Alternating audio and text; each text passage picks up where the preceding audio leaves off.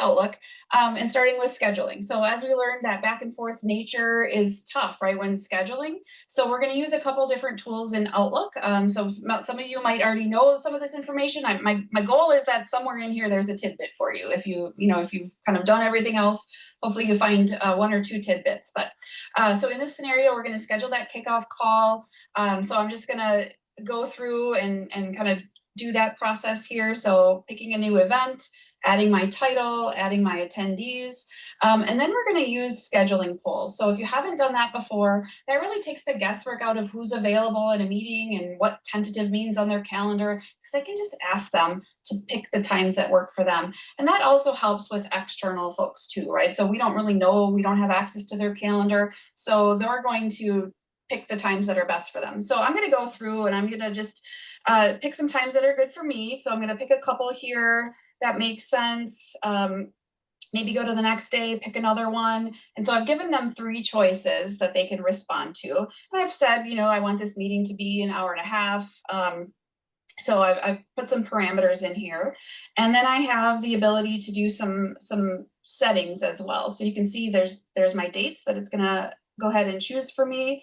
And if I go into the manage poll, I can take a couple options here. So schedule when attendees reach consensus, right? It'll automatically schedule that meeting for me. I don't have to go compile people's responses and figure out what makes sense.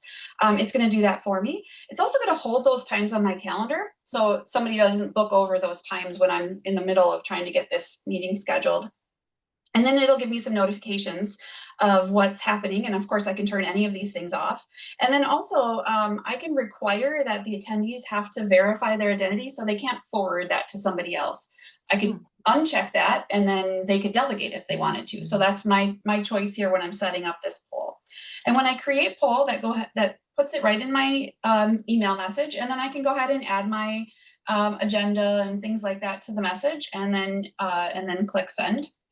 That again holds those times on my calendar, so you can see that. And then can I ask a quick question? Sorry. You may. We You said you could ask throughout, so you got it.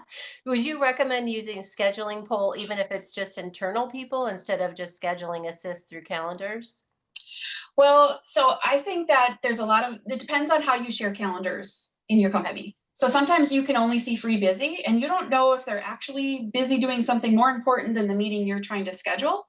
Got it. And so this lets them choose Love what it. makes sense for them. And so I think that if it's a big group and it's hard to schedule and you can't see their meetings, then I think yes. Otherwise, I will walk through what fine time looks like as well. Okay.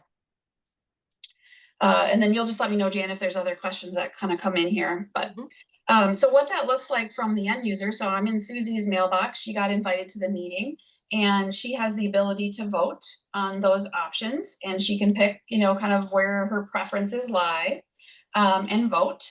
And then Lance was invited as well, so he'll see his voting options, and he's already voted, so you can kind of see where he voted, and he can also see where other people voted. So sometimes if you see that this is a favorite for other people and you could move a meeting to accommodate that, then you might say yes, right? Whereas when we're looking at someone's calendar, we don't really have the context that that person has. So we can't make those decisions for them necessarily. Or we might have to go ask like, hey, I see something tentative on your calendar. Are you going to go to that? Or are you going to not go to that?